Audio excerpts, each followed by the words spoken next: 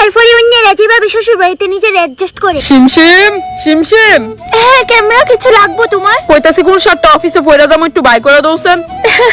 হ্যাঁ এই দেখো ক্যামেরা, এই শার্টটা পরো তুমি, এটা তোমার ভালো লাগবো। এ না রে বাবু, এটা পরিস না, খুব বাজে লাগবো এটা পরলে তোরে। তাই তো চাওই তোরে যাতে বাজে লাগুক। নে মা, তোর লিগা খুব সুন্দর একটা শার্ট আনছি, এটা পর।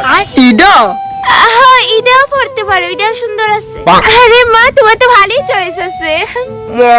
গোল বৌমা যেমনে গইতা যাও এমন লাগে তোমার কথাই পরবো, নইলে পরতো না। না মা, এরকম কি দাগ এনে বাবু, ইডেই পর, এটা তোরে বেশ মানাইবো। আমার বেস্টি যেভাবে নিজের অ্যাডজাস্ট করে। বড়ি মুখ খসকায় বাইরে গেছে গা। শাশুড়ি মা, মুখ খসকে ভালো কথা বেরো না কেন?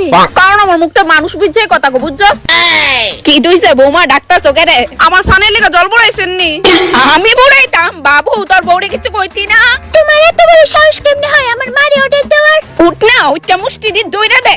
আমার তো কইতে পারি, জান আমি আছি তো। আমি যাইতাছি বুড়াইতে। তাড়াতাড়ি গিয়ে বুড়া।